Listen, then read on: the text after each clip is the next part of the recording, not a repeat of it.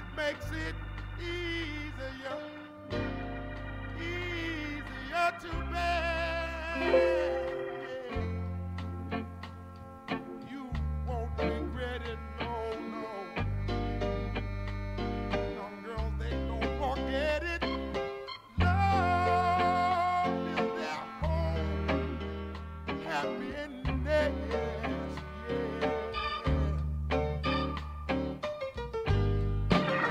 Sweet, sweet. Sounds so soulful, don't you agree?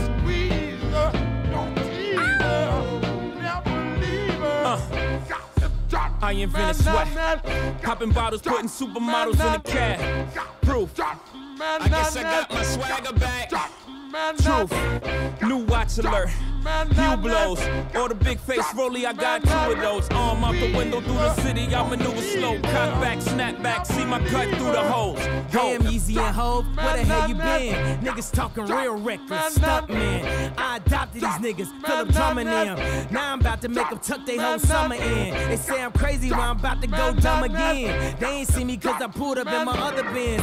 Last week I was in my other bins. Throw your diamonds up, cause we in this bitch another again. Photo shoot fresh, looking like wealth. I'm about to call a paparazzi on myself. Live from the Mercer, run up on Yeezy the wrong way, I might murk it. Flee in the G450, I might surface. Political refugee asylum can be purchased. Everything's for sale, got 5 passports, I'm never going to jail. I made Jesus walk, so I'm never going to hell. Couture level flow is never going on sale. Luxury rap, the Hermes of verses. Sophisticated ignorance, write my curses in cursive. I get it custom, you a customer. You ain't custom to going through customs, you ain't been nowhere, huh? And all the ladies in the house got them showing out. I'm done, I hit you up, man, nah. Welcome to Havana, smoking Cubanos with Castro and Cabanas.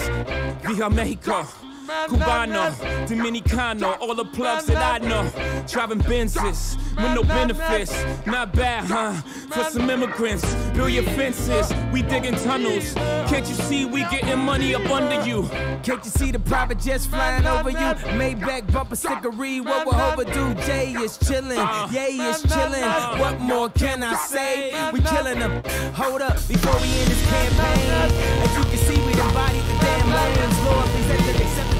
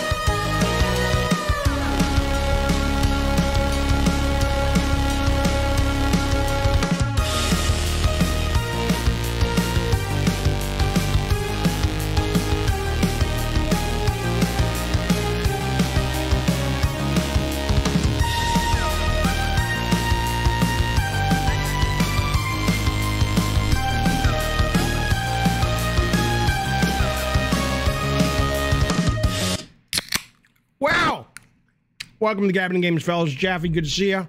Welcome to Tuesday. Hang on, let me get rid of the gum.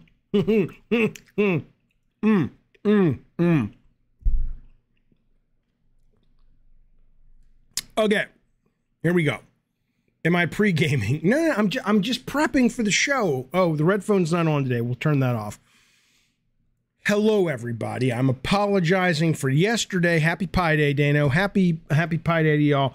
Yesterday, we had a bunch of travel shenanigans happening here in the Jaffe house, and so it was kind of impossible to get to a camera to tell you guys all about the news of the day and the world of the wonderful world of video games we all love so much. But today we got some fun fucking news. I want to start by telling you people are out of their goddamn minds. You may know this. Well, you know they're out of their goddamn minds, don't you? Of course you do. But let me tell you something. I don't like... That's not true. I was going to say I don't like to judge. I like to judge just fine. But I like to judge and feel good about it. I don't know how to feel about this one, but I think I feel really shitty about the people who engaged in this. If you don't know what I'm talking about, let me float a number and see if this jogs your brain pan. $160,000. Striking a target, ringing a bell. $160K. Well, what's that? I'll tell you what it is. A Counter-Strike skin. Just sold for $160,000. In some states in this great republic, you can acquire a homestead for that. Not here, of course, but in some places. $160,000. This fella picks up an AK-47 Wild Lotus. Now, the Wild Lotus, and again, I'm only having CSGO back on my radar because there's the rumor of CSGO 2 coming out in open beta any fucking day now. But so it's kind of started to kind of hit my news feeds again. But I don't really play it. It's too hardcore for me. I suck at it. We'll talk about how very soon, by the end of the stream, we'll talk about how I'm going to be able to take on Spazbo and be better than him. And I'll tell you, I have a plan. I'm going to share that plan with you guys. But 160K, this guy. But yeah, Counter-Strike, CSGO, no thank you. It's just too hardcore. I love it. I love the tension it creates, but no thank you. CR3D says, yeah, we've known this for years. No, you haven't, because this news literally was just published an hour ago. Now, if you're talking about the fact that people are fucking morons, yes, we've known that for millennia, good sir. But in this case, AK-47 Wild Lotus is pretty rare skin. But then I guess I don't know anything about this. I'm going to read this to you like I know what the fuck I'm talking about, but I don't. My favorite part of this, though, it's on Kotaku. The Kotaku opening article says, skins are a controversial aspect of live service gaming, with players often questioning why they cost a certain amount of money. Oh, I don't know, maybe because the game's fucking free and that's how they fucking make their ducats. But regardless, Kotaku, it is a skin for the AK-47. The transaction took place on the Chinese version of Buff, which is a secondhand marketplace for Steam users where they trade their Skinamarings. Wild Lotus typically goes for a few thousand. This, quote, factory new version, this is all from Kotaku, has 4 valuable stickers, which I don't think they affect gameplay. Maybe they do, but cosmetics, which sends the cost high up into the moon. You're probably wondering how a digital item has quality grades. Not really, but I'll tell you what they say. CSGO randomly generates a weapon skin the game assigns it a permanent float value. Float is what determines whether a gun skin is factory new or battle scarred. Whatever, don't care, but a lot of people clearly do. A lot of people clearly do. Listen to this. This is amazing to me. CSGO skin collectors seem to feel that the player purchased a Wild Lotus at a reasonable price. One guy writes, if you want one of the best AKs in the whole game, you either pay $158K, I guess for everything, or you buy a 0.00 Lotus, which I assume is sort of its ability or its leveling or whatever. It'll cost you about $13,000. And then you somehow get these 4 stickers. Those will cost you about $145K. So he actually got a bargain compared to the $158K he could have spent. All I'm telling you is these motherfuckers are out of their goddamn mind. There are literally people starving to death. I'm not even fucking with you. There are children tonight in America and all over the world, but in America usually makes you go, what? In America, we have everything we need here. Who are going to bed hungry. Shit's crazy. Well, I want to show you one more thing. This is even crazier. Look at this. This happened real money. Real money. Now, this happened last year. I didn't know about it because I don't trade in CSGO news, but this was worth looking at given the news we just talked about. This was a year ago. I'm going to play this for you. Listen to this. Listen to this old salty son of a bitch. Listen to this. Do you remember when we talked about the most expensive skin in CSGO? That it's now apparently worth $1 million. I had a guy reach out to me who didn't have the owner added because that guy is kind of like really private. He's called Noobrage and he's held it for 4 years or 5 years or something. He told me to reach out to him with an offer of 1.2 million in Bitcoin. And I'm not talking about USD, I'm talking about euros, which converts to 1.5 million USD, $1.5 million. What did Noobrate say? So the guy wrote back to him and he's like, yeah, that's too low. Okay, it's too low. And so he hasn't sold it yet. So Jeeves is saying Dota, Second Life have had crazy digital item prices. I'm aware. But the question is the psychological logic, the psychological reasoning. What makes somebody go, I'm going to pay $100,000 plus, or in this case, potentially $1 million in Bitcoin, to own this 3D model that literally took the developer all of, 2 hours, and that's assuming it wasn't just a reskin of another knife, in which case they slapped a new material on it, changed the color shader a little bit, and we're like, boom, we're done. I'm not kink shaming. Doug says don't kink shame. I'm not kink shaming. I'm trying to get my head around what like, okay, so let's say I'm this guy in the shot who's the German guy, and he's like, oh, do I want to give you my money? Let's say I'm that guy. Can anyone in the chat explain to me what is in your brain? Like, is that worth being able to go online and kill somebody and then the replay of them dying? It's like, you have the knife. And that's what it's about. It's just that dopamine, whatever drip that pops big and hard in this dude's brain when that happens. That's like $1 million valuable. Is that what we're basically saying? I mean, if it is, it is. But I don't know if I understand if, like, I mean, again, people walk around believing in all kinds of crazy shit in this world. So I don't want to pit one against the other. But this is fucking bad shit.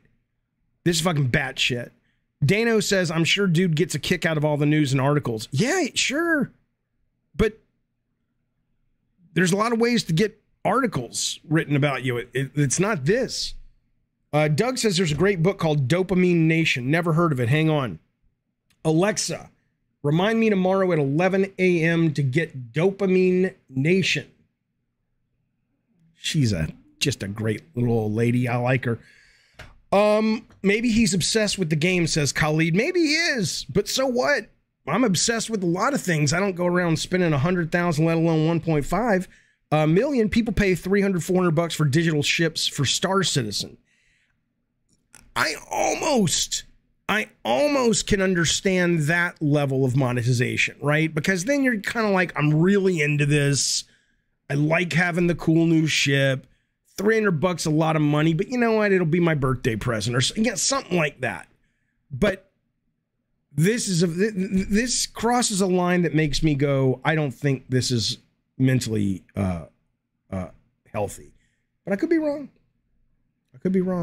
Anyway, here's the point, though. Let's talk about the real news. Let's talk about what old Papa Jaffe's been playing. Cantanker says, if money doesn't matter to you, okay, I get it. But if I get you having a different relationship with money than the average bear does, right? I remember going to Vegas ages ago, and I watched this guy playing blackjack. It wasn't in some fancy schmancy room. It was literally just kind of one of the tables, and he was playing one-on-one blackjack, just him and the dealer, and it was $10K a hand, $10,000 a hand. And I almost felt sick. But I don't have a problem dropping, $10 a hand, which for a lot of people is a lot of fucking money.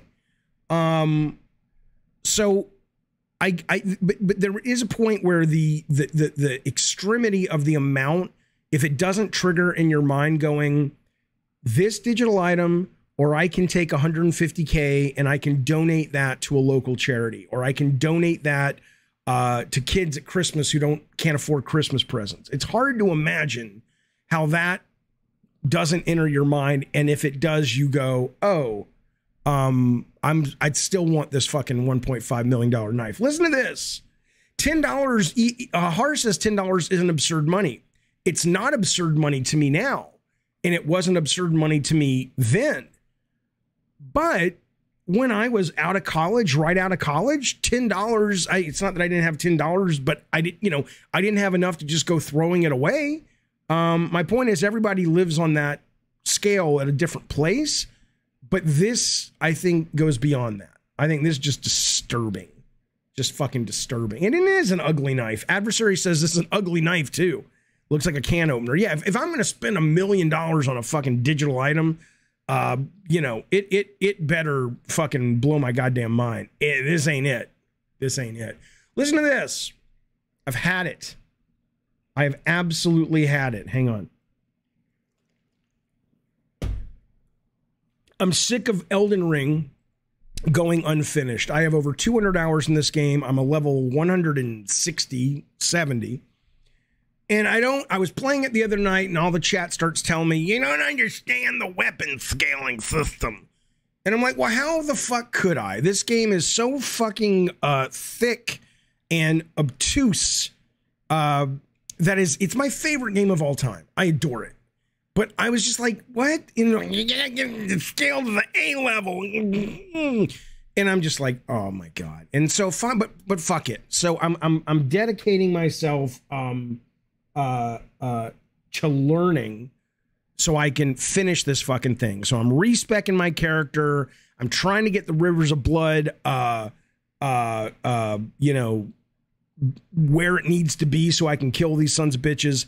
And I'll tell you what, I'm going to do it. I want to finish this game in the next 2 weeks. I've had it. I've only got a couple more fucking bosses, but I'm kind of stuck on, I can ignore them. What's his name? Commander Nile, whatever.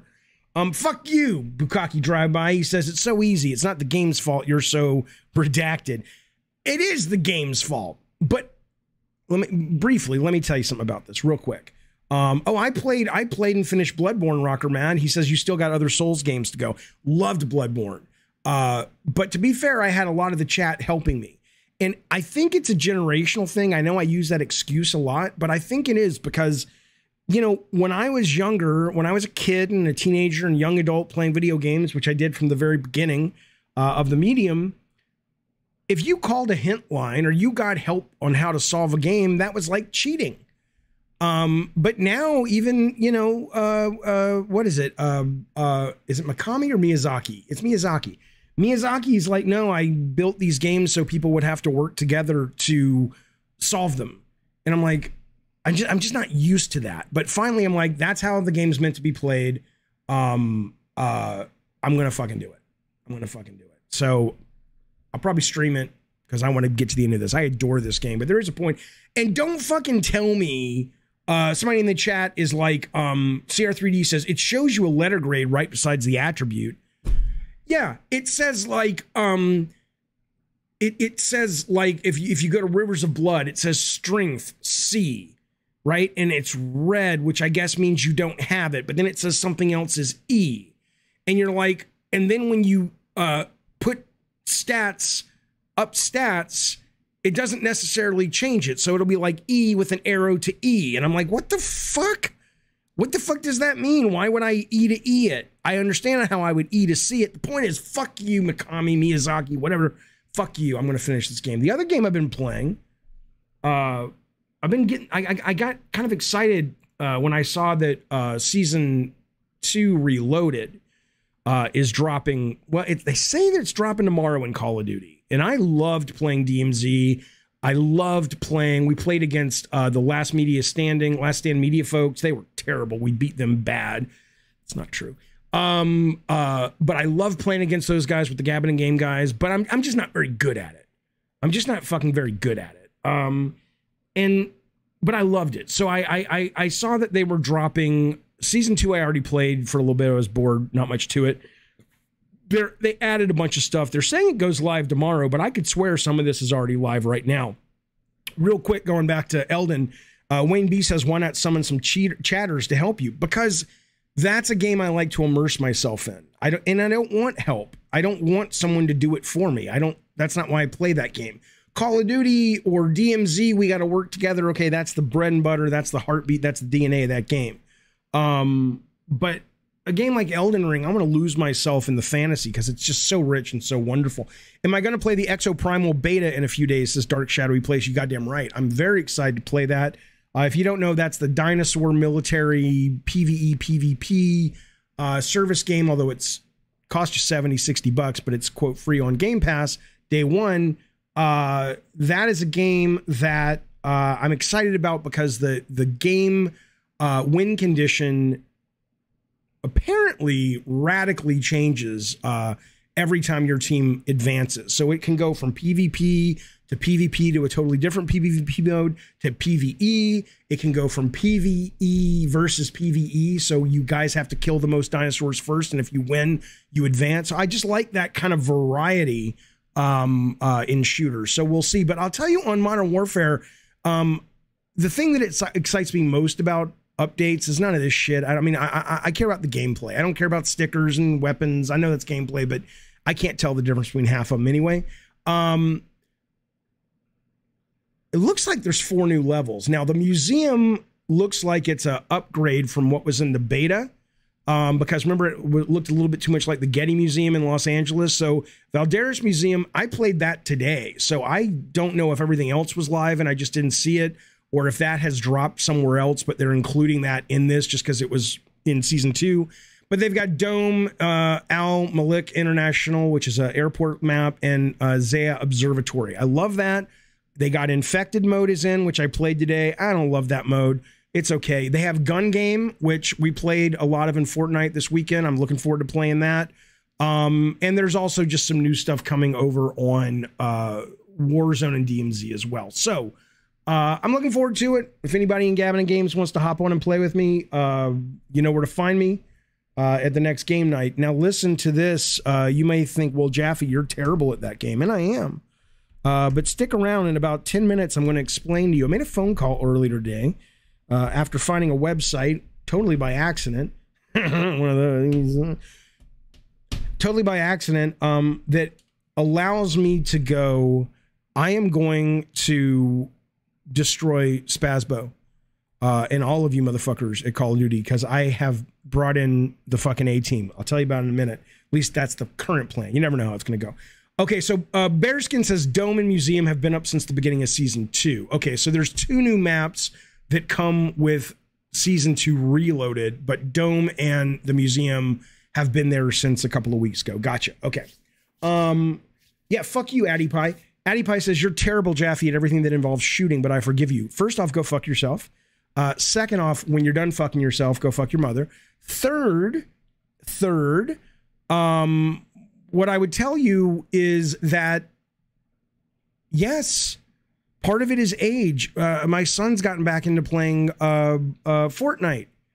And the motherfucker is just like, his reflexes are staggeringly astounding. And he's not even a fucking great game player compared to me. So part of it's age. But I think there's also things I can do to get better. And I want to. Because it sucks to be the weak link in the chain when you're playing these fucking games. All right.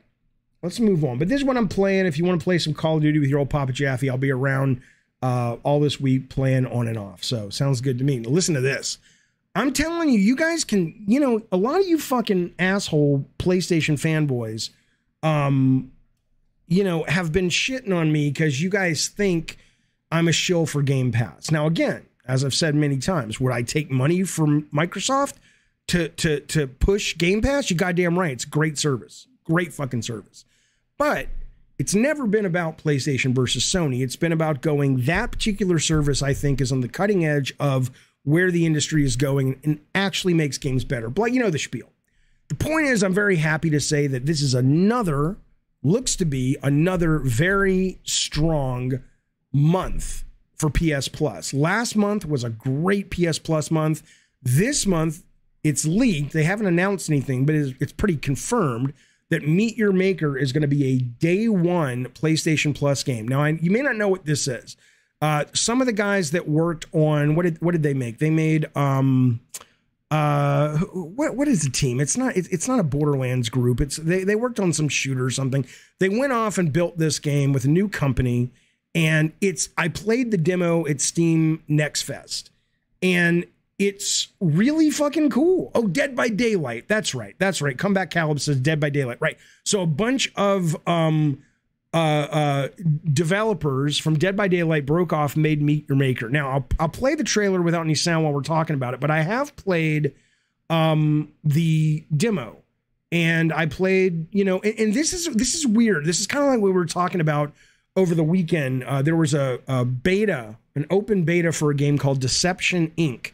And it was on Xbox and PlayStation and PC, and it was kind of like a spy game meets prop hunt meets Among Us with some shooting, right? And I liked it, but when I played it over the weekend, I played it with Spazbo, and I want to say maybe Spectre Bull. Spectre Bull said, I like it, but I think it's probably too smart for people. And I don't think he's wrong. I don't mean like people are dumb, they can't figure it out. But even when we made the nuke mode in Twisted Metal 2012, which I love that mode, and people come up to me all the time and say that mode was fucking awesome. But the fact of the matter is, it was interesting, it was tactical, it was strategic, and 90% of people just played Team Deathmatch, right? So a lot of these games, including this one, which I think is great Sony has at day one, I think if it has any chance of being a big hit, it's going to need a bunch of free people jumping in right away. I could see this thing dying, in the same way that Rumbleverse did, in the same way that at least Spazbo and Spectre Bull seem to think that Deception Inc. is going to die. But what you do in this game, it's interesting. You have like a build mode and a fight mode, and you got to go into these things to extract the DNA that then you can use to power your weapons and get more enemies and get more shit to build your own bases. So you're raiding other people's bases that they have built in a very intuitive way. It's easier than Minecraft. And you're laying traps and laying AI, and it's not in real time. It's not like you're building it while they're in it. I think that could have been interesting. I have to imagine they tried that, and it just didn't work. But you put your levels up, people try to master them. If you kill people with your level, next time you log on, you get points and goodies and all that stuff. But if you win the level and get the DNA and get out, then you get all kinds of goodies and gear and whatnot that you can use to make your level even better. It's really cool. It's really, really cool. It just is one of those things, though, that I just, it's like you can't win for trying in games as a service these days. I know this isn't games as a service, but it wants to be. It wants to live for a very long time and sell you microtransactions and all that shit, even though it's not free out the door. But, and you can watch replays, says Sports, of people who tried your level. It's really neat, but I could see a lot of people getting in and going, oh, fuck this is dumb. What am I? Oh, fuck it, I'm done. Right? You have to come to this, or you have to come to Deception Inc. Kind of like you got to be in the headspace of going, I'm willing to sort of be a little uncomfortable with what the fuck this is for a bit.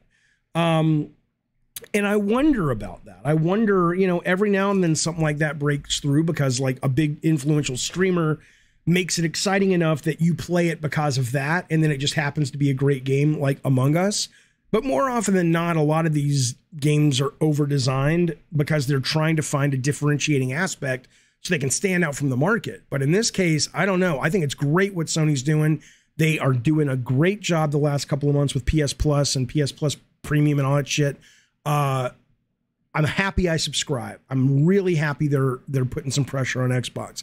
I don't know if this is the game to do it, but it's still a really cool game, and I recommend you checking it out when it drops on April 4th. So I guess this is official, but they haven't released the other games from April.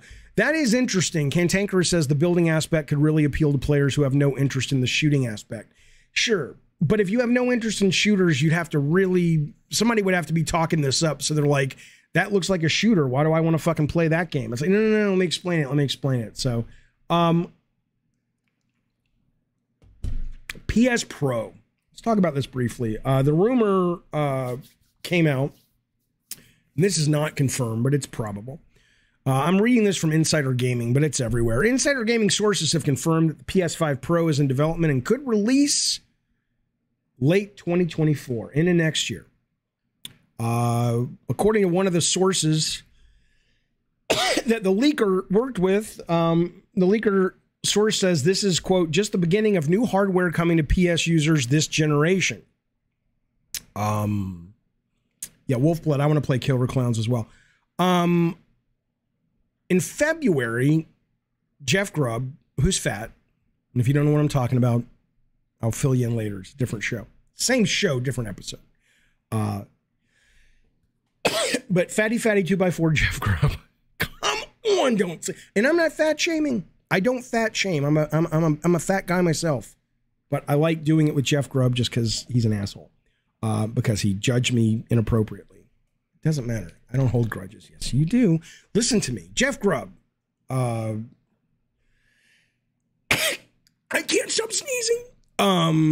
Says on a podcast Sunday that Sony's planning to host a new PS showcase before E3. We've heard that. Although Insider Gaming cannot corroborate this report at this time, we do anticipate it's very likely that the showcase is on the horizon to show off things like Marvel Spider-Man 2 and talk about this new hardware. Now, I'll tell you what. There's a couple of things marbled into this story that we need to discuss. By the way, Savage says Grubb looks like he lost a little weight. His last name is appropriately Grubb, though, because that man likes to eat. Well, yeah, because he's fat. Shh, shh, shh. Stop. Couple of things we can talk about. I'm sneaking because Grubby's talking about you right now. Hey, blind one, I don't care. Jeff Grubb would be the easiest motherfucker on the planet to bury the axe with. Not that he cares. I'm sneezing, right. But he read something about me, which wasn't even about me. It was just me using a phrase for the Diet Soda Soldiers. And he tweeted out implying I'm some kind of red state racist guy. And anybody who knows me knows I'm the total opposite of that. So I'm still very unhappy that he chose to sort of assume things about me without ever even talking to me. He didn't just assume I was right wing, although I'm not. Okay, let's move on though. It bugged me because I don't like that. I don't like that. I don't want to be thought of in that way because I find a lot of that repulsive. Not conservatives, just the far right wing. Anyway, Jeffy, isn't this a game show? Shut up. I have 3 voices in my head. They are jockeying for the role of who sits in the chair and who speaks. It's just like that Pixar movie about the girl with the things in her head, except in this case, they're fighting always. Shh. Shh. PS5 Pro. Look.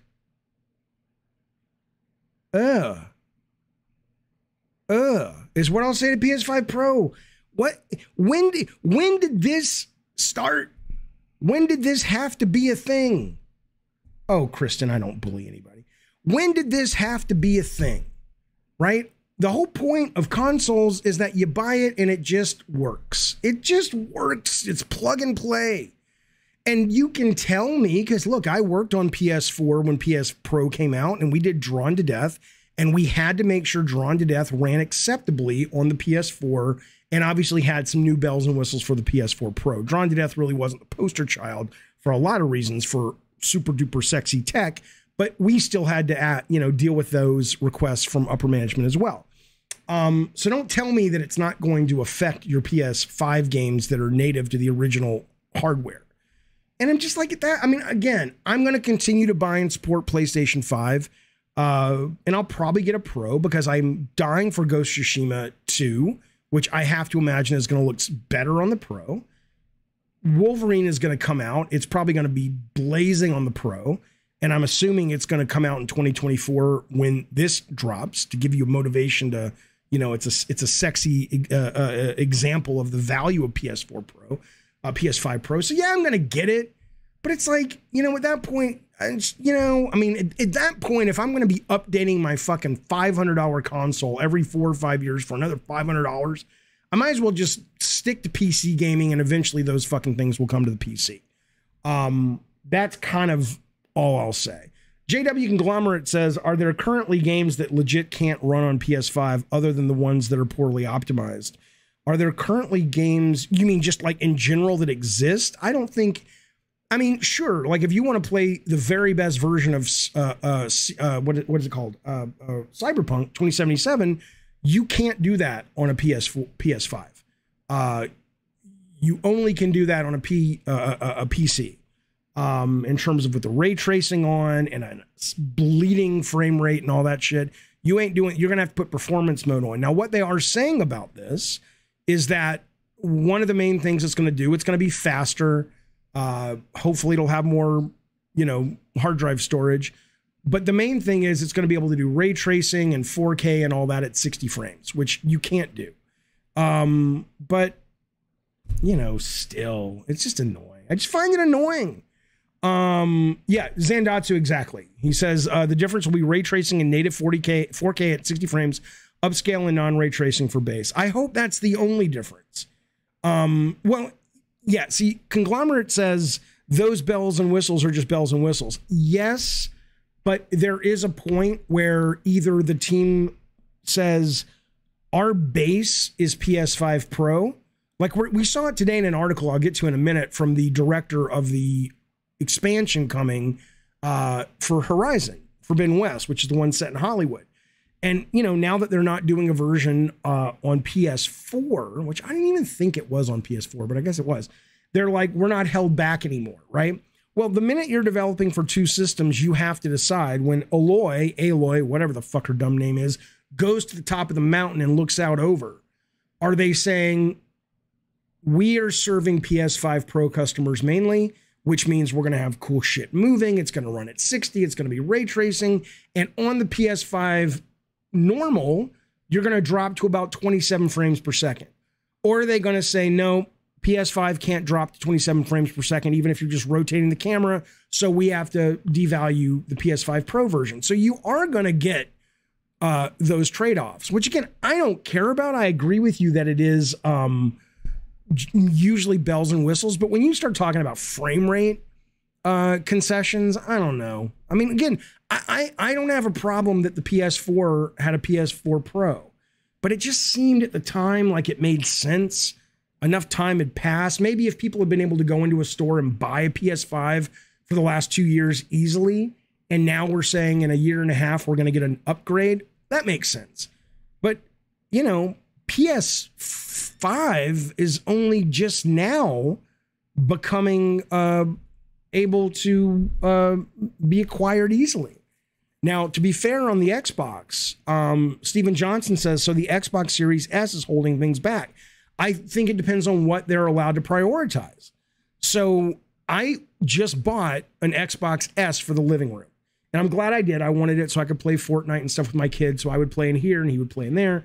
But yeah, I mean, it's I haven't noticed. We've been playing Fortnite and GTA 5, neither of which are, pushing the machine to its limits compared to something brand new. But I haven't noticed any difference. But that's absolutely accurate. Sure. Of course. It's how it works. Okay, PS4 to PS4 Pro was only 3 years, says Evie Har. And that's interesting. I mean, I got it when Spider-Man came out. And I was given it as a gift. I would not have purchased it. I don't know. Let me ask you, anybody in the chat, did you play on PS4 only? And towards the end of that generation, did you start to notice like, oh, my games aren't running very good? Or did it never even enter your brain that's what that you were playing on something lesser? Addy Pie says, I bought the Pro. It was worth it. Yeah, I had a Pro. Okay, so Darth Nugget says, I never had a Pro, and the games always still ran great for me. Controller says, Jaffe, it was getting kind of rough towards the end of PS4 if it wasn't Pro. Zeke says it sounds like a jet engine on crack. Steven Johnson noticed. Joe Munger says it held up. So it seems like it's like 60% noticed it, 40% didn't. So, I mean, look, they're not doing it because they're idiots. They're doing it because they clearly, whatever data that they were able to acquire from doing it with the PS4 Pro, they're like, hey, that's working for us. So the other thing that I thought was interesting about this thing that Grubb said is, the art, it is what it is. And this is not anti-Sony. I hope so. In fact, I have to imagine this summer showcase, or before E3, which would be before Microsoft kicking off Digital E3, which is June 11th, they're not just going to show Marvel Spider-Man 2. You're probably going to get the Last of Us Factions or Last of Us multiplayer, whatever. You might get this hardware refresh, but I will say it is getting weird to not have a fucking clue what's coming down the line at this point for Sony. It's like, we know they've got tons in development. And again, maybe they're like, look, dude, I get it. You want us to open the kimono. You want to look up the skirt. I get it. But you're buying our shit faster than we can make it. So why would we put shit out there without, if we needed to promote sales, we would. So I do get that. I do get that. They're like, well, we don't have to. And they're right. They're right. But it sucks, though. I'd like to see more. Blind One says, doesn't Sony have to share what they're doing because of the Activision thing? You mean legally? I mean, I think they have to share certain exclusive deals, but I don't think there was any. I could be wrong. I don't remember hearing anybody say or seeing anything where people said part of what Microsoft subpoenaed that the judge approved to reveal or to have part of the trial, which will be revealed, or the discussion if there's not a trial, was what are all the games they have in development. So you may certainly find that they are working with an exclusive. The new Tomb Raider's PS5 exclusive. But I'm talking about just software first party that, what the fuck? I mean, it takes a long time to make these fucking games these days. I get it. But fuck, there's a point where you're like, my God, man, what are you working on? But I already own it. They got me. They already got so many customers. Nobody's walking away. Nobody's fucking walking away. Addy Pie says, how can anybody be mad at Jim Ryan for just doing his job? I'm not mad at him. I think he's doing exactly what I would do. I think it makes him look like a testicleless loser, but fundamentally his job is not to be a role model for people who want to be like him. His job is to make people money, and he's doing exactly the right thing. Dave says they only have Spider-Man for the next 2 years. Well, that's simply not true, Dave. We know, if nothing else, they have Spider-Man and they have Naughty Dog's factions. We'll talk about this in just a second, but hell, we'll talk about it now. Neil Druckmann said The Last of Us Online is this is an article interview with GQ. Last of Us Online is the next game to be released. He says lots of info coming later in the year, which means we're going to get a big dump of this and Spider-Man this summer. So I think this might be in that showcase if Jeb Grubb is correct. So we'll see. And then they also said that they're also developing their next straight up game, not like a multiplayer service game. They've already chosen it. He says it's something the whole studio chose together, so everyone will stay excited for years to come. They know people want a Last of Us 3, or at least a lot of people do.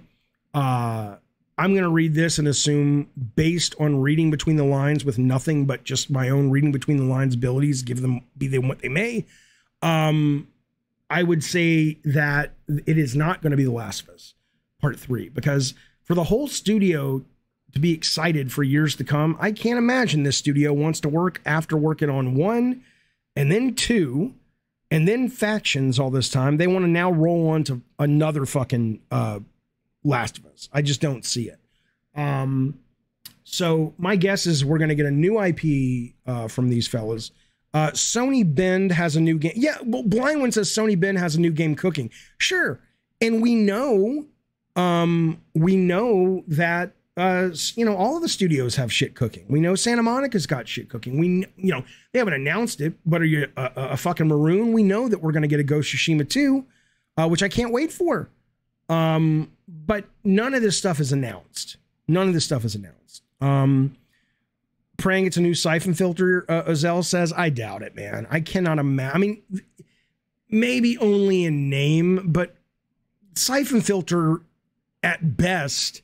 And I'm not saying I enjoyed the siphon filter games a lot. I'm not mocking them, but it was always looked at. I remember internally it was like, okay, well, maybe this can be our Metal Gear, right? It wasn't like, it part of its success was it played and traded in tropes of the spy action movie genre. So at that point, kind of the same thing with SOCOM. Why would you run the risk of summoning the wrath of the hardcore siphon filter SOCOM fans who are like, that's not exactly how it needs to be, versus just you want to make a spy game, go make a spy game, but don't fucking call it siphon filter. That's what I would say. Yeah, there's a lot of development happening. Jace Wade says, don't forget Devastation. There's a lot happening. I'm just saying it'd be nice to hear about it. But again, Sony's like, yeah, it would be nice. It would also be nice for us to be able to block the merger, but it's not affecting our business right now. So go sit the fuck down, Jeffy. And they're not wrong. They're not wrong. I put a thing in the tweet for what this show is about, and I said, I'm gonna go in on my theory that Druckmann is not long for Naughty Dog. Okay, and here's my evidence. I have no evidence of this other than, again, just me reading the news that I have access to, just like you guys do. I haven't heard anything or anything like that. But Neil Druckmann, on negative criticism over The Last of Us Part 2, he says to GQ, I don't care. Druckmann told GQ, how they react is how they react. That is completely outside of our control. So how do we make the best TV show version of that story? That's the problem we wrestle with every day. Okay. It's not that what he's saying is wrong, by the way. It's that saying you don't care is something Jaffe would do, right? I have ADD. I have poor impulse control. And I don't have fuck you money, but I have enough money that I'm like, I don't give a fuck. I don't want to fucking play politics with you. That's not Druckmann. Druckmann's got a long creative arts career ahead of him, clearly. Talented guy. So to say I don't care seems like something the PR people would say. Usually they'd pull the reporter aside and say, can we kind of play with that language a little bit? He's like, look, motherfucker, I'm probably going to be at the Emmys this year. Fuck you. I can make so much more money in television and movies. I don't have to worry about, oh no, I can't tell my story this way because we don't have the tech for the lighting. It's just like fucking film it. So and who wouldn't? No offense, but you can make a lot more money. You get a lot more esteem, a lot more prestige if you work in movies at a high level or TV at a high level. So it's the way it is. It's the way it is. The only reason Druckmann would stick around, assuming that he really is a key reason for the success of this show, and it's not the other guy only in Druckmann's, which I don't think is the case, would be because he genuinely, like Tim Schafer, could make $1 billion as a writer in TV, but it's clear Tim only wants to make games. He loves that medium. Brenda Romero, she loves that medium. I don't know with Druckmann. I could see Druckmann being more than happy to go, oh, you're going to greenlight my own original show after the 3rd season of Last of Us? All right, I'm out. Druckmann says CR3D, like all these Sony devs, wants to work in Hollywood. Of course, he's leaving now. His dream is coming true. Which, again, there's nothing wrong with that. There's absolutely nothing wrong with that. It's important to follow your dreams and to chase new vistas. And I did it. But I don't hold that against him. I just think that, to me, this is a kind of language that you go, wait a minute, that's weird.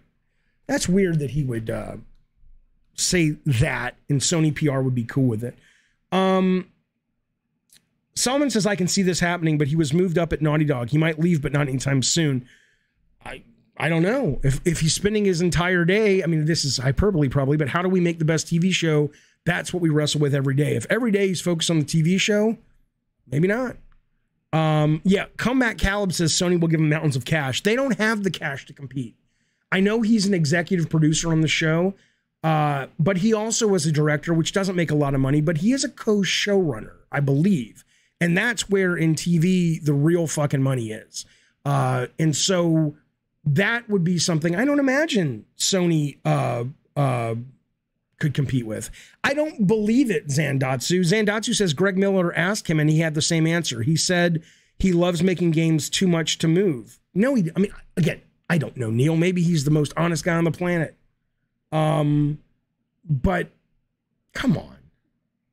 Come on. I mean, this is a guy who, you know, he doesn't talk about games. He doesn't talk about mechanics. He doesn't talk about the philosophical and intellectual power or lack thereof that comes from the interactive medium compared to the linear narrative medium. You don't hear him speaking about this shit, right? You hear other developers saying. You hear Bruce Straley, his ex-partner, speaking about this shit. So, you know, but again, I don't know. I mean, we're just talking. I don't fucking know.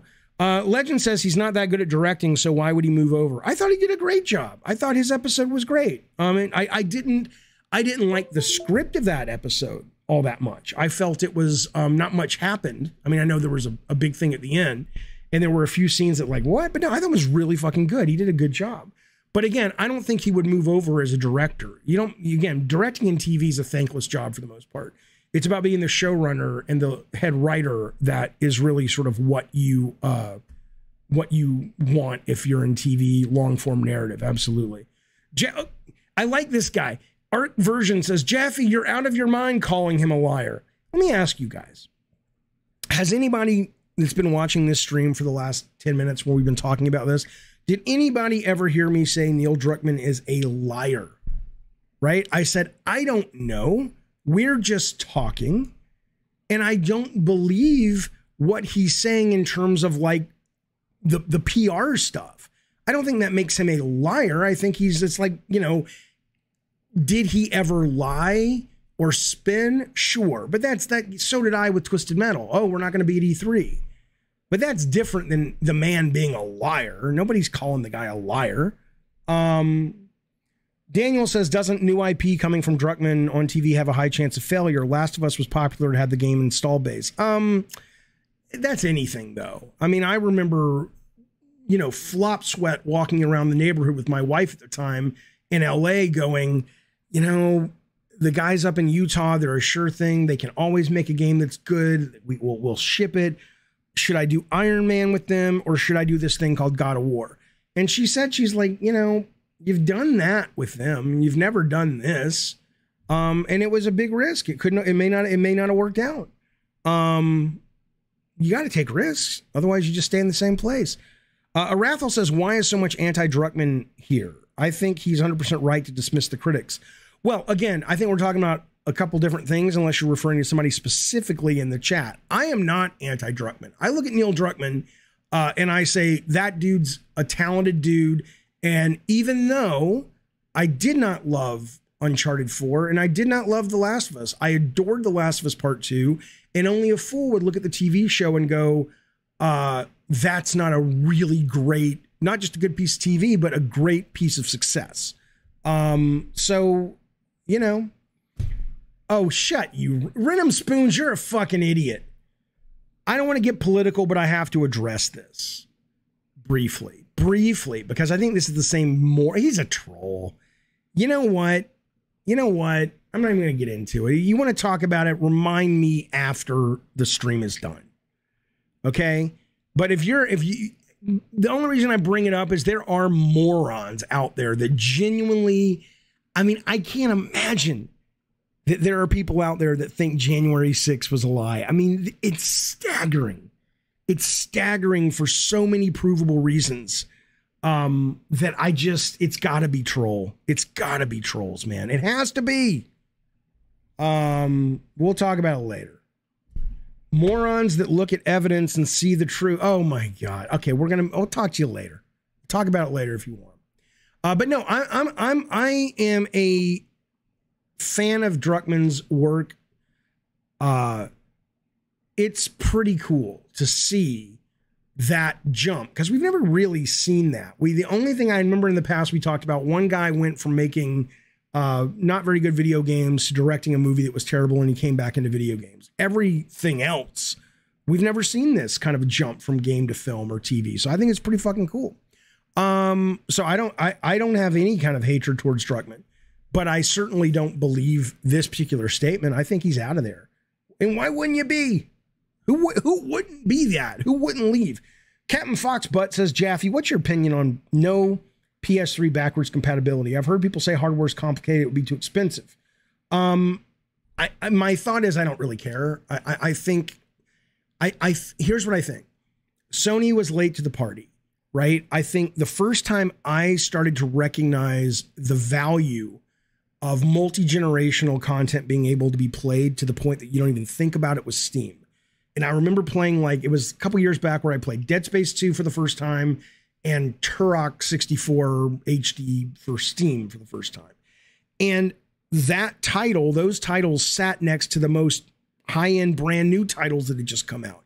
And I realized, and now I realize it with my Xbox, that there are no generations anymore. I mean, there are if you think about it for certain reasons, but they're just, it's like TV now. It's just like, oh, I want to play that. It works. I want to play that. It works. It doesn't matter what system it's on. So would it be great if Sony would have been able to do that with 3? Yeah, it would have. But I don't think there's enough of a demand to be worth the headache to solve it in any way other than the way it's currently being solved, which is through streaming. And that ultimately is going to be the normal way most people get their games anyway. So then it won't even be an issue. Legend says, I think Druckmann will be head of PS IPs across games and TV. I don't think so. I don't, I mean, I'll tell you what, maybe you're right if Factions becomes the next Fortnite. But so far, Druckmann has not shown any sense of interest and or skill or talent or experience working on service-based games, which is obviously clearly where a lot of Sony's eggs are being put in order to compete and stay, relevant in terms of at least financially. So I don't know if I would agree with that. Plus, you have to understand, too, you're going to piss a lot of people off. The minute you put one person in charge at Sony, the Cory Barlogs, at the time, the David Jaffes, at the time, Amy Hennig, creative people who come to make games at Sony don't want to have to, pray to the altar of Neil Druckmann because that's what Neil wants. They want to make their own shit. And that's not a knock against Neil, but that's just how creative people are. Okay. Are you afraid the violence of games gets too realistic, says Daniel? I still haven't played Last of Us. No, I'm not. I'm not afraid of any of that. I do think, and I got a lot of shit for it, I do think that video games can make violence more impactful, and it doesn't even need the graphics so much because the interactive portion, I don't mean because you're controlling it, but I mean if you're a really good designer and your goal is to make something disturbing, I think video games can actually do that better than just gore and violence. But I don't think it leads to anything other than some troubled thoughts that you should have when you're exposed to violence. Carl B. Man has been a member for 20 months. Thank you, buddy. I don't really know what to do with this comment, but I appreciate it. He says, he Pokemon, LOL. Don't know what that means. But Carl B. Man, we love you. We appreciate you being here, and thank you for that. Digital Diarrhea drops super chat. Thank you, buddy. He says, I don't want to get political, but Diet Pepsi's better. That's not political. That's just moronic. You're a fucking moron. Thank you for your money, and I'll go out and spend it on some Diet Coke because Diet Pepsi, and believe it or not, we're going to be talking about Pepsi in just a little bit. Art Version says, Jaffe, how and why do you think Herman Hulse went from head of Guerrilla Games to the head of PlayStation? Worldwide Studios. Well, I don't understand. Basically, it was him it was Jim Ryan or Sean Layden. And clearly, once Jim Ryan got the role, he put Herman in there. It's all, and when I say it's all political, I don't mean it's like, although in some cases there was some terrible backstabbing and some people got treated terribly in that transition. But I don't mean it's all political, like, fuck you, I want Herman, but anybody who steps into a position of power is going to have to want to do things the way they want to do things. And so certainly for whatever reason, probably the relationship was really strong. They occupied the same continent, probably worked out of the same office. So they trusted each other, not the same office, but the same, area, continent, what I'm talking, Europe. Come on now. And so he probably wanted Herman because he trusted him and he was pleased with all the work he had done, which was great work at Guerrilla. Hey, Jerry, thank you, buddy. He's been around for 2 years. He popped his little cartoon Kratos icon. Thank you, buddy, for all that support. I appreciate it. He says, hey, another awesome stream, Jeff. Thanks, buddy. Keep up the good work. I will try my best. I love doing it. I love that you're here. Thank you, sir.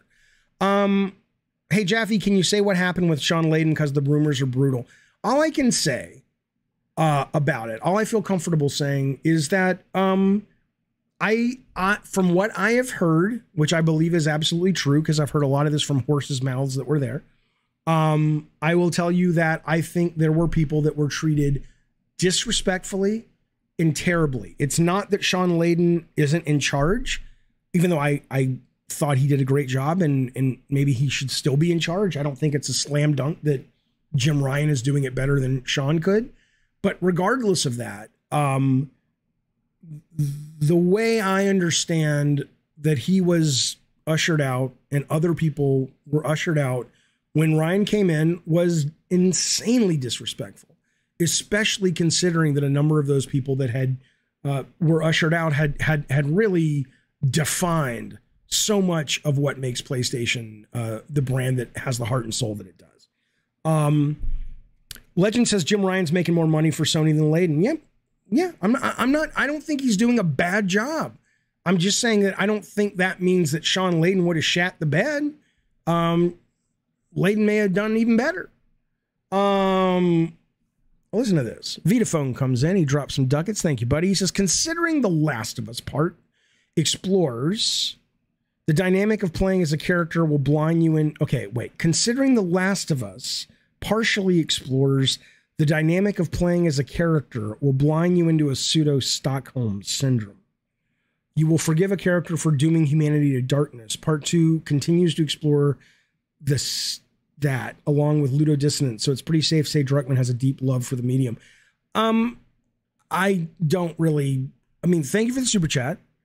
I don't think what you're saying is correct. I'm not saying he doesn't have a deep love for the medium. I'm saying that you are throwing a lot of analysis as to why games work for you and why they're valuable and why the medium is powerful. And in that, you're saying, see, he must love the medium because he's working in the medium that I, Vitaphone, think is really powerful. He also could love it because he's like, well, these guys are going to pay me a lot of money to write and direct shit. And I have a lot of more chance of, raising my stock as a creative in games where I have creative control than going and, spending 10 years trying to get a show off the ground. So I don't know if you're proving your point, but I hear you. And again, I don't know if he doesn't love the medium. I just, maybe I would absolutely be lying if I said part of it was obviously not me projecting. You got, as much as I love the medium, and I do, back in the day when I was making God of War, I took some meetings to direct. I took a meeting about how to, not to direct How to Train Your Dragon, but to consult on that. There were meetings that I took that could have sent me down a path. I wasn't very good at it, certainly not as talented as Neil was. But in my mind, when I saw those dollar signs and I saw that cultural lift in that, just the ego that you would be able to stroke from that medium embracing you. Yeah, I was like, fuck yeah. What are you, a moron? Okay.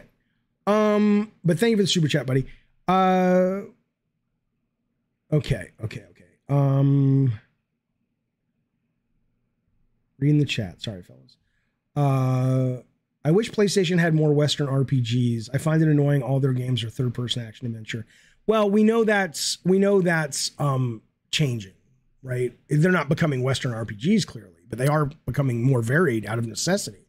As for The Last of Us, though, it is interesting. They have talked about, the last thing I'll say about The Last of Us is what Neil Druckmann was saying when he said, I don't care about some of the complaints. Look, I loved The Last of Us 2. And spoiler alert, Joel dies, okay? Joel is brutally butchered by a golf club in that game in the first, 4 hours of that game. I had no problem with that. I thought it was cool storytelling. I knew about it because the leaks, which sucked. But even with that, I'm like, cool. Like, I mean, good drama does that. It surprises you. It doesn't, you know, if you're talking about like a big summer movie, well, of course you're not really going to kill Spider-Man. Of course he'll come back after he gets snapped away.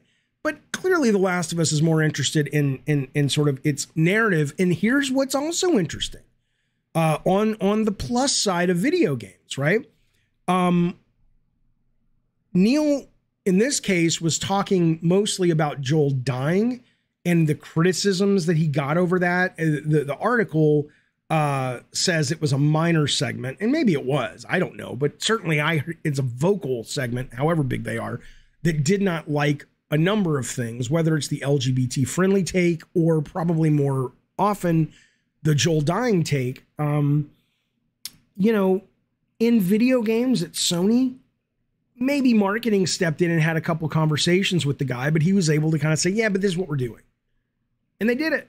I guarantee you, the cash cow that is The Last of Us HBO, which I think they said, I know they said, I'm going to get the numbers wrong, but the number of people who watched the season finale Sunday, I want to say they more than doubled the number of people who watched the premiere. And other than one or two episodes, every single episode of that show improved audience numbers. That is rare. That is staggeringly rare. So you've got Pedro Pascal, who's on his way to becoming a very big star outside of geek culture. And you've got a show that is working. I don't think in Hollywood, unless you're Spielberg or someone of that ilk, or you're making an indie that no one expects to do well, I don't think Druckmann's going to be able to go in and say, I'm going to kill Pedro Pascal. I could be wrong. But on the plus side for video games, the minute you step foot into the world of movies, even though games have gotten harder to get green lights at Sony and control at Sony, he's still in a position at Sony where he can have a big hand in steering that ship. I don't think he has that at HBO. Very few people do. I mean, can you imagine them killing off Joel? I mean, they might, but I don't think so. Kaiden says they knew what they were doing, checking off demographic appeals by character features and trendy actors, including Pedro Coombate. What? Coombate? Like Cooch? Like the women like Pedro? I don't know what Coombate is. But ultimately, yes, I understand Bacon. I totally understand. Dude, I don't think you understand. He was a favorable character everyone enjoyed, and you killed him for some emotional shock value. If that was the plan, they could have given him one more game. Look, I don't know Neil's skills as a writer enough to say he would be above shock value. Probably not. Most people wouldn't. But I also think that there was a lot of value in the idea that they talked about, whether it was driving the ship or not, or driving the whatever, of saying, hey, look, we want you to be enraged with Ellie. And then we want you to understand a different perspective of the experience, because video games can do that, not better than any other medium, but certainly as good, if not better than most other mediums. And to do that, you got to kill Joel. And that may have been the driving force behind it. Because I think if you would have just killed anybody that wasn't beloved, it wouldn't have been anywhere near as the same. Same reason they're never going to kill Kratos. I mean, forget the fact they could solve this, but forget the fact he'll just crawl out of hell. But that aside, even if he didn't have that option, they're not going to kill Kratos. Come on. HBO is the network that would be okay with that. Well, I don't know. I don't know anymore, man. Now that you've got, it's owned by the Discovery or Discover Channel, and it's being run by that guy who's making much different kinds of decisions. But yeah, I mean, you may be right. Maybe they'll kill the fuck out of him in that show. But ask yourself how often you lose. Game of Thrones did it, but they didn't do it with the main character. Didn't most people at the end start thinking about Jon Snow as the main character? He survived to the very last scene, didn't he? Joel dying, I mean, he died, but he came back. Joel dying was not my problem with the game. It was that Joel's death was used as a plot device. Well, what else would it be? Of course it's a plot device, unless his character, I mean, I didn't, unless you're saying that Joel's character made no sense to put himself in the situation where he could be killed, then I would say you probably know more about the character to suggest that than I do. I don't know as much about Joel as you do in terms of what motivates him. But, you know, short of that, I mean, well, of course it was part of the plot. Anyway, I'm reading the chat. Sorry, fellas. You think people will play Halo if they killed Master Chiefs as Kratos? I don't think they're playing Halo now. And the new season's pretty fucking good. I hope they follow Last of Us 2 to the letter. They've already said, Kaiden, that they're not. They're not. I don't think they're referring to the LGBT stuff. It's clear they've already turned that corner. Legends, come on now. Are you trolling? Story is king, not characters. Ask any even hack writer. Story is character. Character is story. It's the exact same thing. You don't.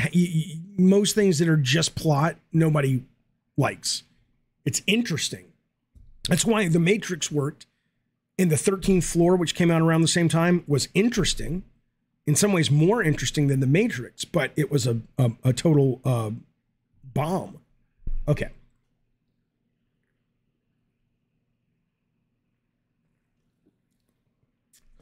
Okay. We'll find out, though. That's what's fun about the show. That's what's fun about that show and this show. We don't know. We're just talking. Do you think, honestly, your version of God of War, says Greg, would work as a TV show if HBO wanted it? It should be animated. I don't know. I mean, look, I don't have the talent, but I also don't have the interest. If somebody came to me and said, you know, I don't know what the God of War TV show is going to be, but my understanding is it seems like they're kind of going that prestige route that they're doing with Last of Us, which clearly is working. But I don't like stuff like that. As much as I loved the episodes of The Last of Us that I've seen, I haven't come close to finishing it because I'm like, oh, I get it. It's good. It's really fucking good. I'm good. Right? I don't like those kinds of shows. I don't like. They're kind of. I didn't like Breaking Bad. I didn't like Game of Thrones. I recognize the brilliance of those things. I didn't like The Sopranos. It's just not what I vibe with. Right? If they ever really wanted to bring me on to something that I could contribute meaningfully to, it would have been Twisted Metal. But that was, obviously, that ship has sailed. Okay. I'm not a hipster. No. H-Shark says, so you're a hipster. No. The only way I can explain it, and I don't want to get bogged down in this, I've talked about it before. The only way I can explain it is, you know, I look to television maybe for different reasons, right? Maybe because I was working on dark games for a long time. But when I come to TV, like tonight, the whole family, we're going to sit down and watch The Good Doctor. Not because I'm a hipster, but because I genuinely love that show. It's uplifting. It makes you feel good. The characters are funny. I love Shrinking with Harrison Ford and what's his name, Jason Segel. I like things that have a bit more of a yeah. That's absolutely. Darth Nugget says not a hipster, just basic. I am definitely not a hipster, because a hipster implies that choices are being made with an ulterior motive. But so hey, absolutely, just basic. If there was like a test you could take, okay, absolutely, 100%, just basic. I got no problem with that. Because it's what I like. It's what I like. Yeah, The Wire, I don't need to see The Wire. I don't have a problem. It is ulterior. It's not ulterior. It's ulterior motive. Isn't it? Maybe I'm losing my mind. I love The Office. Ted Lasso. Yeah, I love Ted Lasso. Absolutely. Absolutely. Okay. Yeah, I want some levity. Life's tough.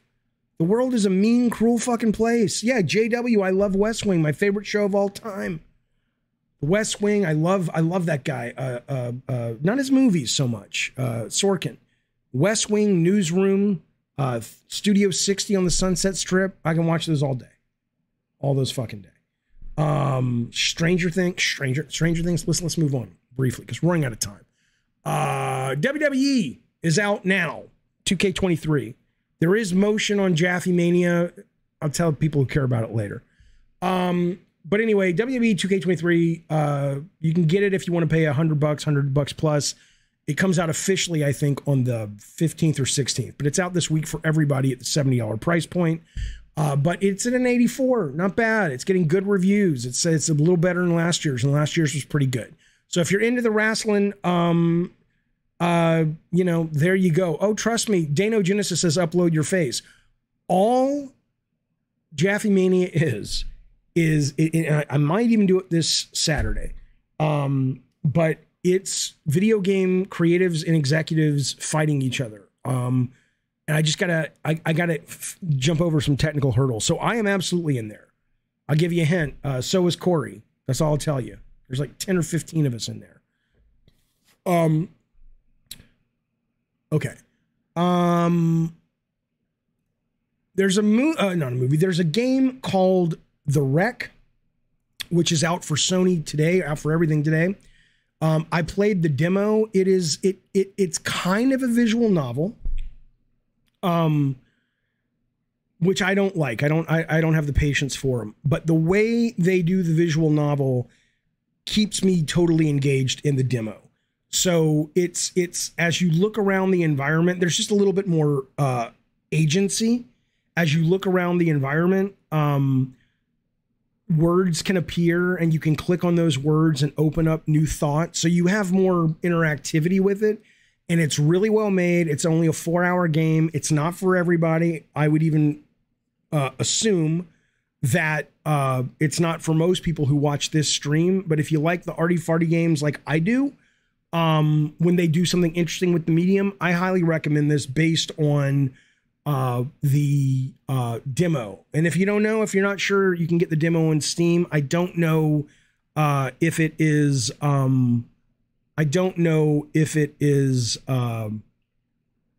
demo's on PS4 or 5 or not. Is this Jungle Rot? Yeah, I know what you're talking about. Yeah. This is Jungle Rot, the book about zombies and monsters in Nam by Brian Barry. I also have another one of his books called Hooker Massacre in Trash City. Come on now. How could you not buy books that are named that? Come on. Anyway, The Wreck only has 2 reviews. I'll tell you what GameSpew, 85 and 80, and then obviously the handful of Steam reviews are really good. I'll just read you this paragraph. We'll move on. With a playthrough taking about 4 hours, you can be done with The Wreck in one sitting. My kind of game. Chances are you'll come to care for its characters, as flawed as they are, all may be. But that's something this game does excellently. It's real, it's raw. It doesn't try to sugarcoat how brutal grief and human emotions as a whole can be. It tells its story in a beautiful way, and while there are no major plot twists or huge action moments, it kept us hooked from start to finish. The Wreck might not be a tech marvel, but it's clear that the Pixel Hunt, which is the developer, have mastered the art of human storytelling. So I'm very much looking forward to it. Love the demo. Give it a shot. Try Seasons. I heard Seasons was great. I heard it was great.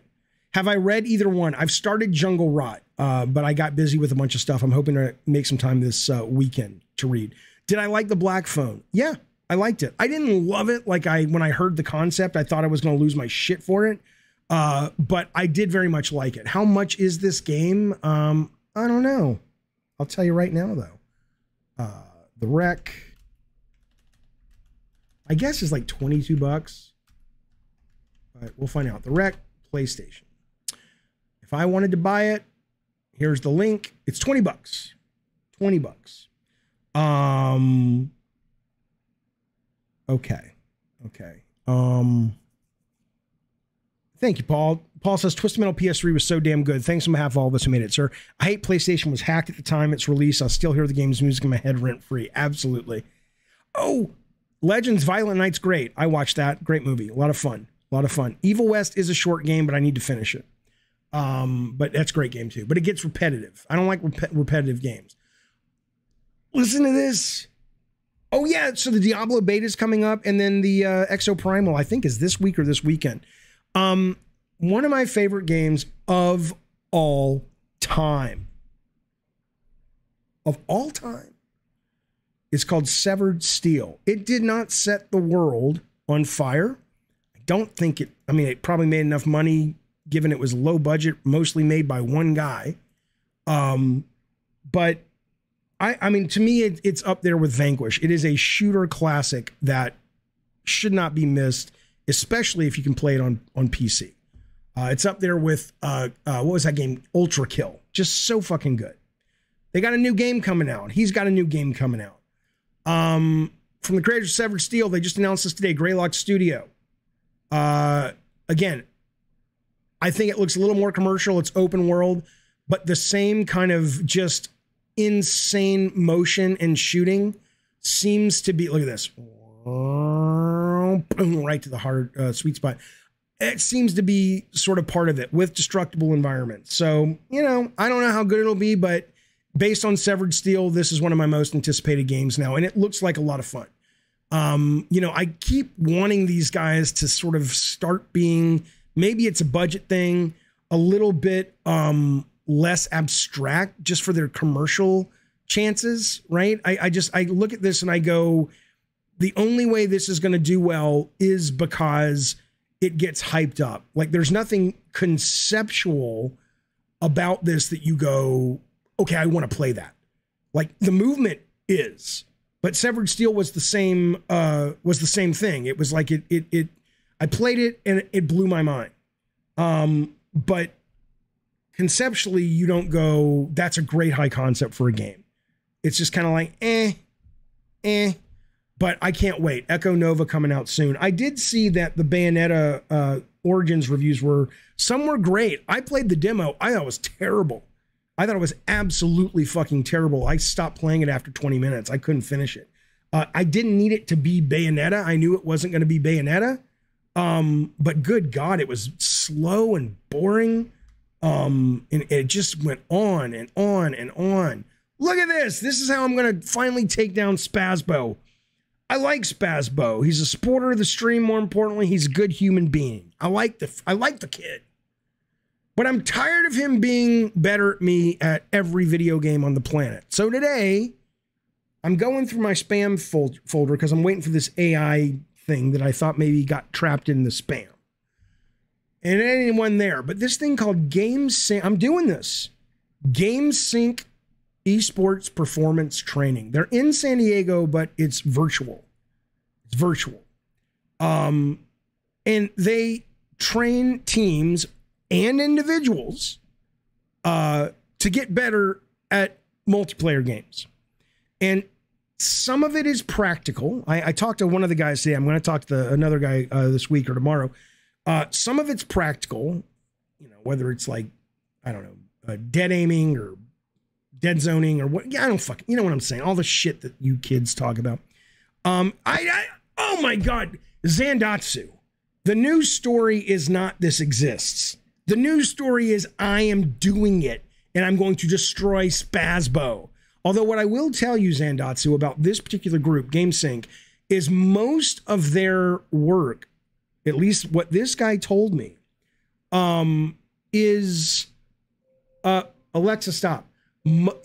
Alexa, stop.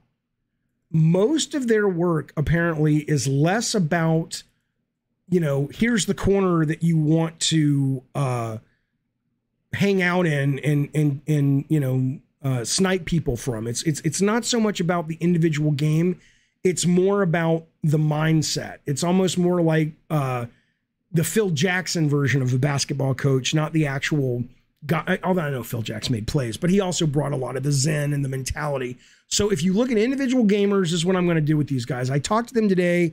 I may be able to stream it. And I want to stream, I'm going to do 5 sessions.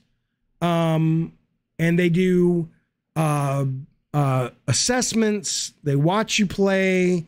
They talk about mindset. You got to be in to win these games.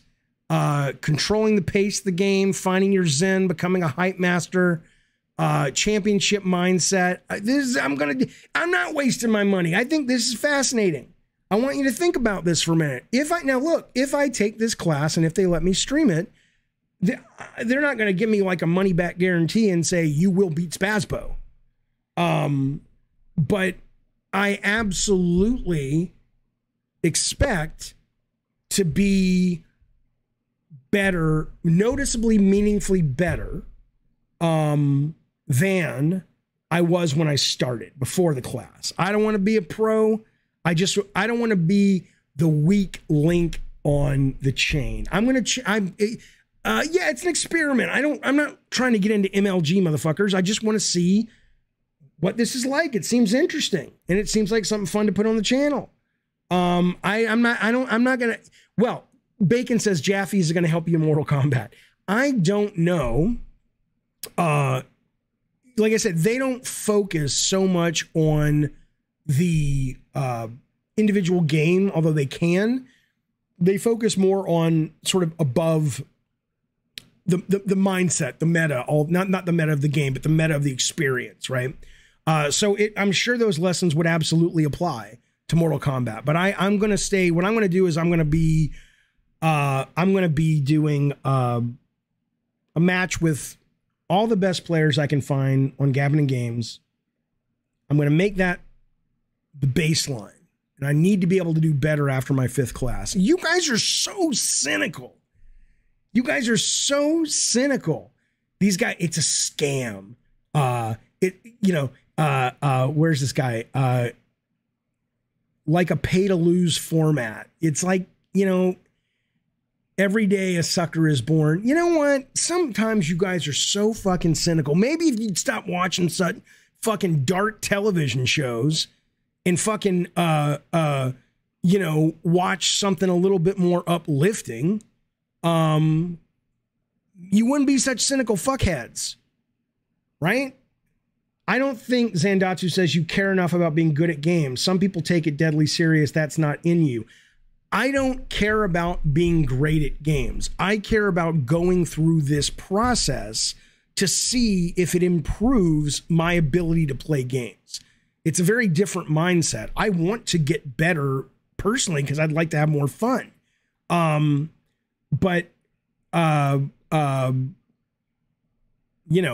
said, I also am curious about the process.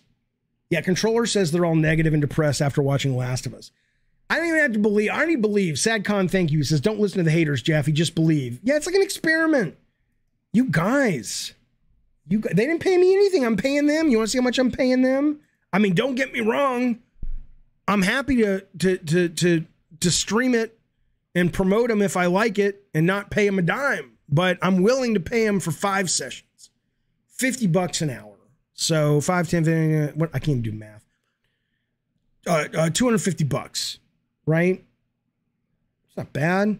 2 hours individualized session prep, 1 gameplay view session, 3 subsequent sessions to tackle each mental skill. There's a free intro session, perfect initial package, blah, blah, blah. I don't care. Fuck you, morons, dogs. There's a sucker born every minute. Because I want to try something, fuck you. Fuck you. Things are fun. I want to try it. I want to give it a try. What if I get better? Think about this, motherfucker. If I get better because of this group of classes, you don't even know what a pyramid scheme is. Holly Erin, who needs to focus on being able to write their name so people can read it, says it's a pyramid scheme. It would only be a pyramid scheme if I got paid to bring people into this based on the people I brought in, not based on an upfront fee. I mean, at that point, any affiliate marketing, but that's not what this is. I'm not getting anything out of this other than I'm paying them, and I want to get, their skill set transferred within reason to me. Hey, I got better thanks to some Halo 3 tips I saw on YouTube and it helped. Yeah, fuck these people. Fuck these people. Fuck these morons. Not these people, but people in the chat. You guys are, let me ask you guys a question. Seriously, how does it feel to be so fucking cynical?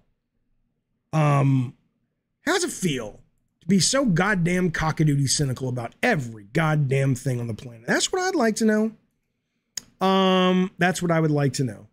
I was going to talk a little bit about ChatGPT 4 because that got announced today, and that's kind of there's a lot more. I'll save this for tomorrow, but let me just show you one thing. If you haven't, Carlos says it feels pretty good. Feels pretty good. Oh, Senate, I know. I'm fucking around as well. I'm not really taking it seriously. I mean, I'm taking that seriously. I'm not taking you guys seriously when it comes to that topic. Haters says, Vita do not seem to understand there are core fundamentals of shooters that you can improve by understanding what people take for granted. I'm sure. I'm not cynical about Druckmann. What's cynical about Druckmann? I said I'm a fan of the guy. I respect the guy. I like a lot of his content. I don't like some of it, but that's not cynic. That's just me being honest with you.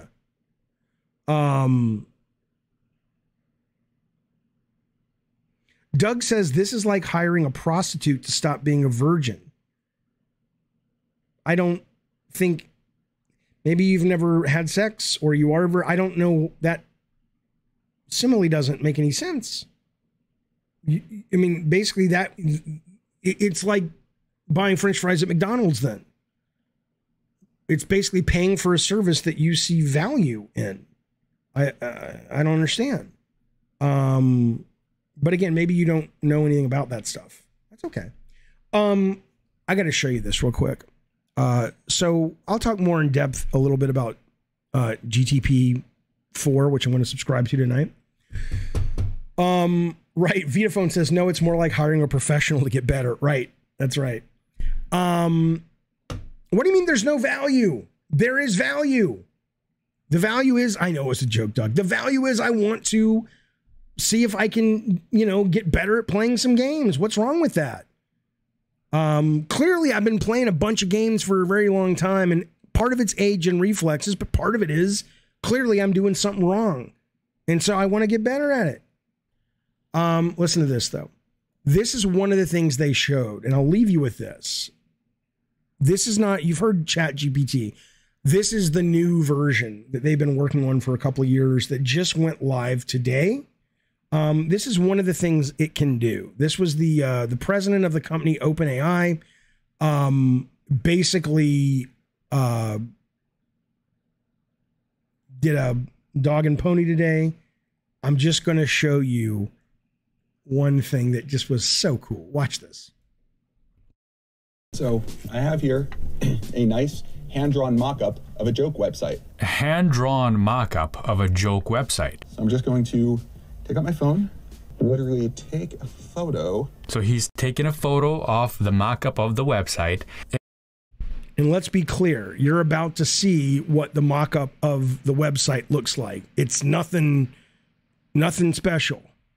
And yes, GPT-4 is now capable of analyzing images. So it's not only text-based now. It can ingest images, tell you what the image is all about, and he's asking it to write.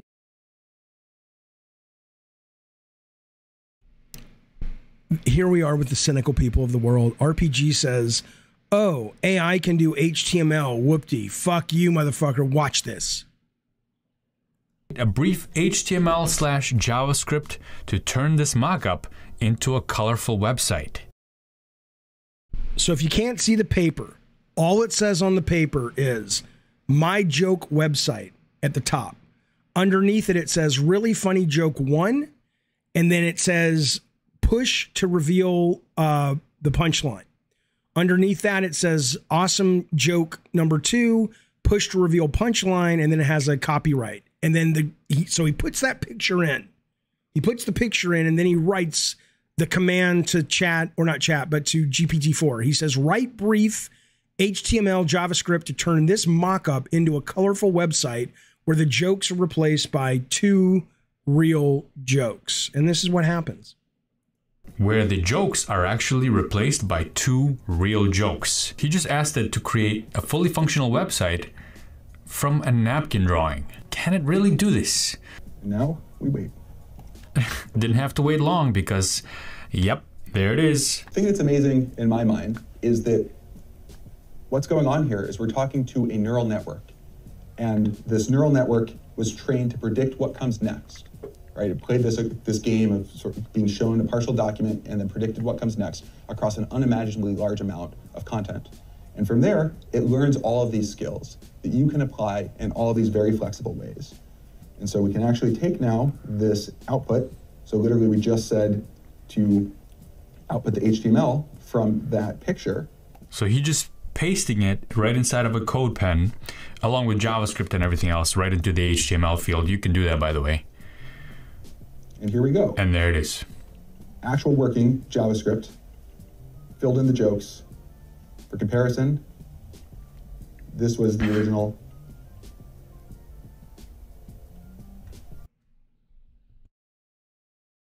So you can act like that's no big deal. That's amazing. And if you say PK77, can they use this to code games? I'll show you that too. Now, you have to allow yourself to not be a cynic and to project ahead. But this game, this is Pong, one of the very first video games, not Space War, but this was done entirely by an AI based on the command prompt of, this guy said, hang on. Here it is. He said, I don't care that it's not AGI. GPT-4 is an incredible and transformative tech. Pietro Shirano. I created my first game of Pong in under 30 seconds. It was my first try. Things will never be the same. And then he basically said, make me Pong that runs in a browser. To not be blown away by that, I get it. You're probably young. Because let me show you something. We went from this, when I was a kid, this is what driving games looked like 42 years ago, which is a blip. Not that. Night Driver. This is what driving games were when I was like 11, 10. Right? And this was actually pretty advanced. The first one in the arcade, you didn't even have a car. It was a overlay on the screen, and this was the road. And the road just kind of moved like that. Okay? And now, Forza.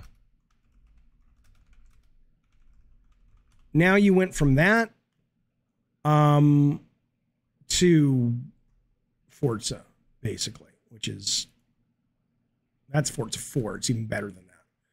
So hang on. I want to make this good.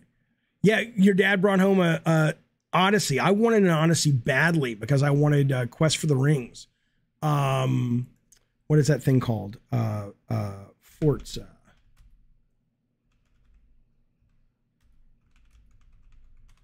Look at this. Best graphics for Forza. Look at this shit. I know Gran Turismo looks amazing as well. It's just that it's so realistic that sometimes it's hard to kind of, for me anyway, to get the wow factor that I get when I watch this game. But it's clear. I mean, it's clear. It's fucking gorgeous, especially the cars. Okay, so we've gone from, Night Driver to games that look this good. So when I show you Pong made by AI, which is basic, it can do more than that. I don't want to spoil a video I did with someone coming up, but yes, this will be how video games are made. It doesn't mean it won't be creative. Of course, you'll have designers and writers and all that, but we are. The other thing I'll tell you, if you go watch a couple of demos, if you're interested in this kind of shit, on YouTube about the new Chat 4, because literally they put a picture of the house in Up from the Pixar movie with all the balloons. They put the picture in, and all they did was they said, what happens if you cut the strings in this picture? And Chat 4 says, oh, well, the balloons will float up. It could look at a picture and then answer questions about the picture that are well beyond just what color is the house. It's insane. And I don't agree with this stuff that it won't be creative. I'm sorry, but that is a something someone says to themselves when they're afraid of technology. It will be creative because it will be based on human prompts. It will be based on human experience and questions and queries, and it will be based on content that hopefully artists and other creatives have allowed to be siphoned into this. That's the only thing I don't like about the AI shit, is that it's stealing content from people. That has to stop.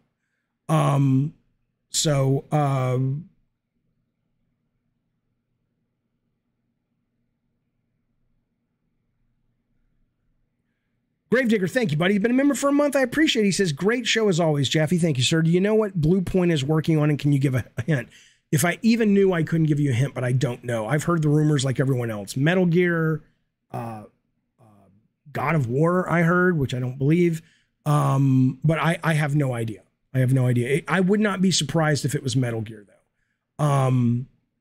But yeah.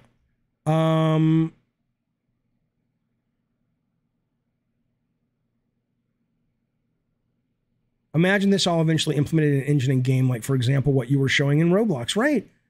I mean, it's insane that, you know, I know some people are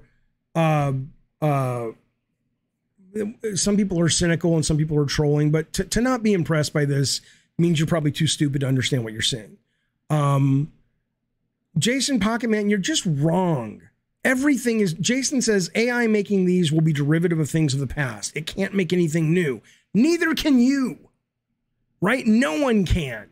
Look at it. Let me show you something. There's an Instagram account. What is it called? AI Art Sci-Fi Magazine or something. It might be this one. Let's see. Or maybe it's AI Fantasy Art. And they enter these prompts like, yeah, it's not this one. It's like, Star Wars, but made in 1940 or whatever, right? And to say that there are a lot of those things that I look at and I go, fuck, I'd see that. And you wouldn't know the difference. If I told you, I don't mean you wouldn't know the difference about AI. Like, did AI do this or not? I'm sure you could zoom in and find all the peculiarities. But if I told you that this is Batman by Gotham by Gaslight, Steampunk Batman, which was an anime, to act as if you're not going, that looks pretty cool. You're an idiot. The human still had to enter the prompt. Now, again, if this face, for example, was taken by an artist and the artist did not want that, that's a problem.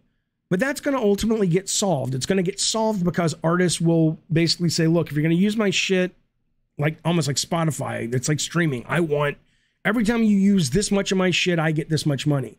But you're probably going to see a lot of companies. I have one now. Adobe has a company they work with where all the content they use to create art is built on the bones of art that they have licensed and paid for. So no one's getting fucked, right? I mean, come on. This is all AI. This is, let's see. I want to. There's Grand Theft Auto if it was made in the 70s, but hang on. I'm trying to find the one that was Star Wars, which is just so fucking cool. What is this? This says final misplaced footage from 90s movie Doom 2 Hell on Earth. Obviously, it's not real. But if I showed you that, you'd go, that's fucking cool. That's fucking cool. And don't pretend like you wouldn't. You're a goddamn liar. There's no need to be scared. Embrace the future. Control the future. Look at this shit. Come on now. Come on now. Look at that. All right, fellas, that's Gabbing Games for, what is it, the 14th? There's a knockdown, drag-out battle. We had some cynics here tonight, but I know I set you straight. I know I made it so you understand that the real world is my view, and you're just a visitor. What do you mean I'm waffling? How am I waffling? Okay. Anyway, point being is I really do appreciate you guys being here. Did I miss any super chats? Let me make sure. I think I got them all. Thank you guys for the memberships, super chats, the time, hanging out with me, talking to me about video games that we all love so much. I do appreciate that. Happy Pi Day. I'm off to watch The Good Doctor with the family. In the meantime, be well, be safe. I'll see you tomorrow. Yes, Addy Pie, I will have fun wasting my money. What else is it for? I'm looking forward to it. I'll see you soon.